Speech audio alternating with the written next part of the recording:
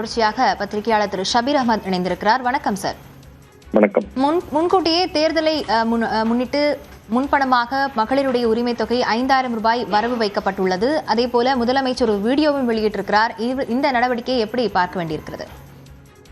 இல்ல, இது ஒரு மிக முக்கியமான ஒரு பிக் மூவ் பை டிஎம்கே அப்படின்னு தான் பார்க்க முடியும். காரணம் என்னன்னா, இந்த டைமிங் இருக்கு இல்லையா, இந்த அனௌன்ஸ்மெண்ட் டைமிங் அப்படின்றது ரொம்ப முக்கியம். தேர்தலுக்கு முன்பு, அதாவது இந்த உரிமை தொகையை அடுத்த 3 மாதங்களுக்கு ஒன்றிய அரசாங்கம் முடக்குவதற்கான திட்டங்களை தீட்டி வருகிறது அப்படின்றதுனால அந்த பணத்தை நான் முன்கூட்டியே கொடுத்துட்றேன், 3000 ரூபாய் முன்கூட்டியே கொடுத்துறேன். அதுக்கப்புறம் உங்களுக்கு இன்னொரு 2000 ரூபாய் பெண்களுக்காக உரிமை தொகையாக ஒரு இன்சென்டிவாக கொடுக்கப்படுகிறது கோடை காலம் என்பதால்.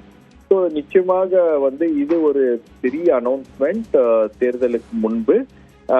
எப்படி பீகார் எலெக்ஷன்ல இந்த உரிமை தொகை அப்படின்ற ஒரு விஷயம் ஒரு பெரிய ரோலை பிளே பண்ணிச்சோ, அதே போல மகாராஷ்டிரா, ஜார்க்கண்ட் போன்ற மாநிலங்கள் நடந்த தேர்தல்கள்ல குறிப்பா மகாராஷ்டிரால முன்கூட்டியே பணம் என்பது செலுத்தப்பட்டுச்சு. அப்போ இது ஒரு கேம் சேஞ்சராக எலெக்ஷன்ல இருந்ததன் விளைவுதான் பெரிய அளவுக்கு ஒரு ஒரு ஒரு வெற்றியை அந்த பாஜக அணி பீகார், மகாராஷ்டிரா, ஜார்க்கண்ட் போன்ற மாநிலங்கள்லாம் பெற முடிந்தது. அதே பாணியை தான் தமிழக அரசும் கடைபிடிக்கிறது. உரிமை தொகை அப்படின்ற ஒரு விஷயத்தை அவங்க ரொம்ப சீரியஸா அந்த ஸ்கீமை அவங்க ஃபாலோ பண்ணிட்டு இருக்காங்க, ரோல் அவுட் பண்ணிட்டு இருக்காங்க. அது மட்டும் இல்லாம அடுத்த முறை ஆட்சிக்கு வந்தால் 2000 ரூபாயாக அது உயர்த்தி கொடுக்கப்படும் அப்படின்னா இது ஒரு ஹை இம்பாக்ட் கிரியேட் பண்ணக்கூடிய ஒரு மூவ்.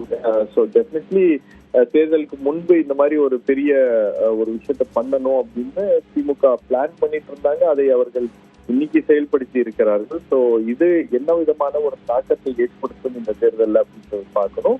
ரெண்டாவது, உங்களுக்கு விஜயுடைய வருகைக்கு பிறகு முற்றிலுமாக அந்த களம் என்பது மாறி இருக்கிறது. மக்களுடைய மனநிலை ஒரு ஆப்ஷன் இருக்கு, ஒரு சீரியஸான ஒரு ஆப்ஷன் டிவிகேவாக இருக்கு அப்படின்ற மாதிரி இருக்கும்போது, அதே மாதிரி யங்ஸ்டர்ஸ் மத்தியில அது ரொம்ப ஒரு பாப்புலரான ஒரு விஷயமாக மாறி இருக்கும்போது இந்த மாதிரி ஒரு மூவ் திமுக அரசால் எடுக்கப்பட்டிருப்பது நிச்சயமா ஒரு பெரிய இம்பாக்ட் கிரியேட் பண்ணும் அப்படின்னு நான் பாக்குறேன். ஸோ இது எப்படி பீகார்ல ஒர்க் அவுட் ஆச்சு, மகாராஷ்டிரால இது எப்படி ஒர்க் அவுட் ஆச்சு, அதே மாதிரி தமிழ்நாட்டிலும் இது ஒர்க் அவுட் ஆகும் அப்படின்ற அந்த கணக்கின் அடிப்படையில் தான் அதை செய்திருக்கிறார்கள். ஸோ விமன் ஒரு டிசைடிங் ஃபேக்டர் இந்த எலெக்ஷன்ல. ஸோ எந்த விதத்திலையும் அவர்களுடைய வாக்குகள் அப்படின்றது முழுமையாக அது திமுகவுக்கும் திமுக அணிக்கும் வந்துவிட வேண்டும் அப்படின்றதுல ரொம்ப தீவிரமான ஒரு முயற்சியாக இருக்கிறது. அந்த அடிப்படையில இந்த டைமிங் ரொம்ப முக்கியமான ஒரு தருணமாக இருக்கிறது திமுக.